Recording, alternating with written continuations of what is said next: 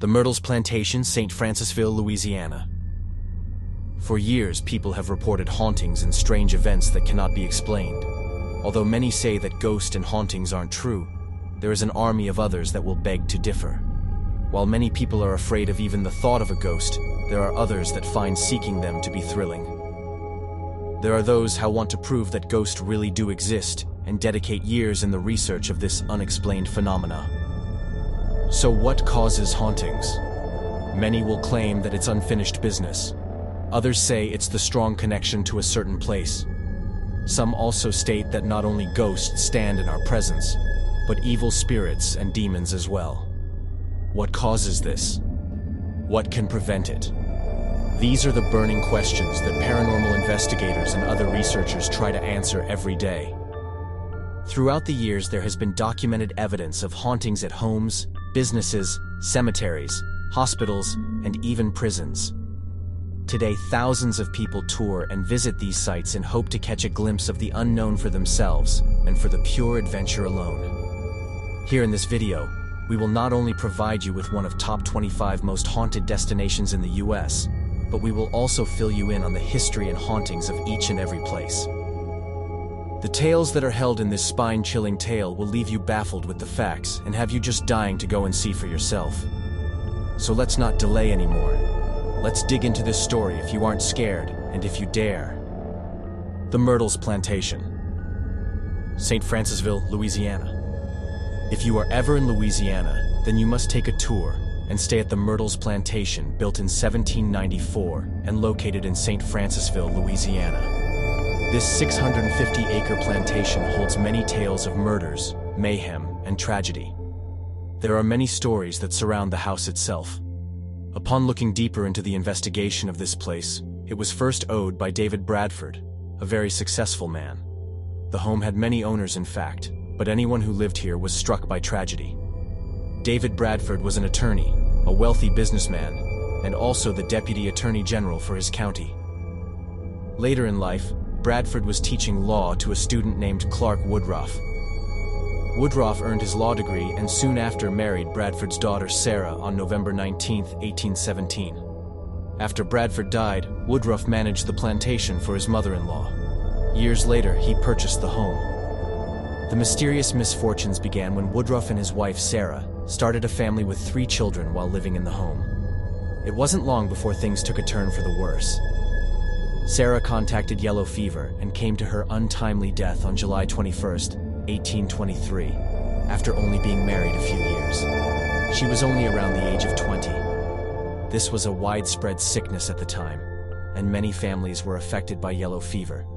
But the nightmare was not over for Woodruff. On July 15, 1824, Woodruff's son fell to the same sickness as well and died almost a year to the death of his wife.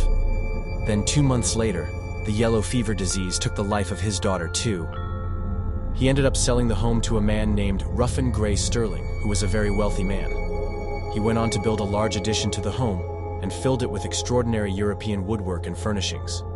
The plantation had previously been known as Laurel Grove, but after the huge renovation, the name was officially dubbed the Myrtles Plantation for its lovely blooming crepe myrtles. 4 years after the renovation was complete, Sterling died of consumption after owning the plantation for 20 years. The home then went on to be owned by William Winter.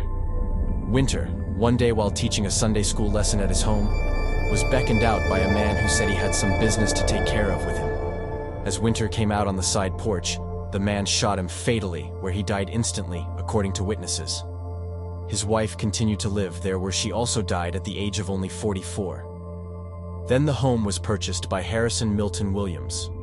Soon after living there, his son fell into the Mississippi River and drowned while trying to round up cattle in a storm. The home eventually went to its heirs and was sold to Marjorie Munson, a widow, sometime in the 1950s.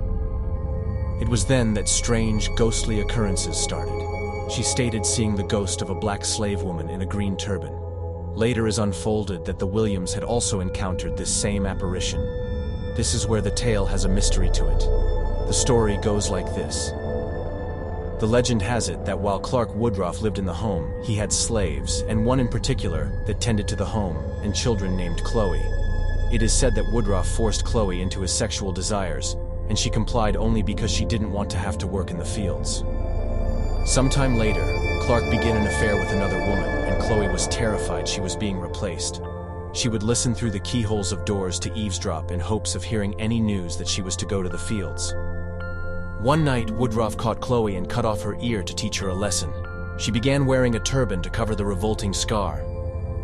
Desperate for attention, Chloe had a plan to cause the family to get sick, so she could nurse them back to health, and they would realize her importance in the home. She baked a cake for one of the children's birthdays, and added a handful of crushed oleander flowers, not realizing she added too much. Woodruff didn't eat any, but the two children and Sarah ate the cake and all died within a matter of hours. When the other slaves found out, they were enraged towards Chloe, fearing they all would be blamed and punished, so they went to the house and captured her. Then they took Chloe to a tree close to the home and hung her. Supposedly, Woodruff was murdered years later. Did Chloe ever exist? Record shows she didn't, and official records prove that Woodruff's children died from yellow fever, as well as his wife. The other daughter lived to be a very elderly woman, and Woodruff certainly wasn't murdered, as he died while living with his daughter and her husband on their farm many years later. It is said, though, that Chloe's spirit wanders the plantation often. Many claim to be awoken by a black woman standing by their beds. Often children can be heard playing also. Could this woman that Ms. Williams and Ms. Munson witnessed be the ghost of Chloe? Could the children be that of Woodruff's? Many other occurrences have taken place as well, such as fingerprints on the mirrors that can be wiped away only to return minutes later. There are also reports of a small girl in a long dress peeking into the windows of the house.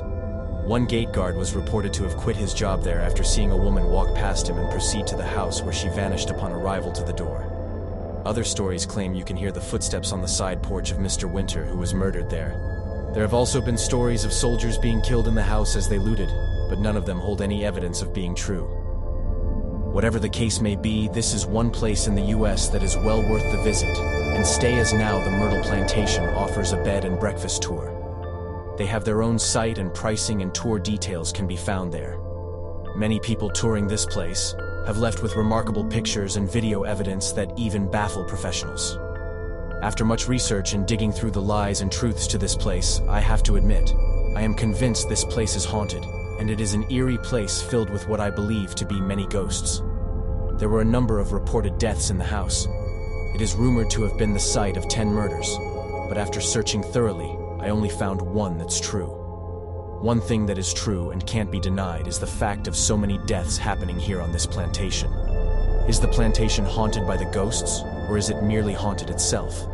It surely holds much mystery and tragedy. So you may want to make a plan to go and stay at the Myrtles Plantation if you dare. Who knows, you may see more than you bargained for.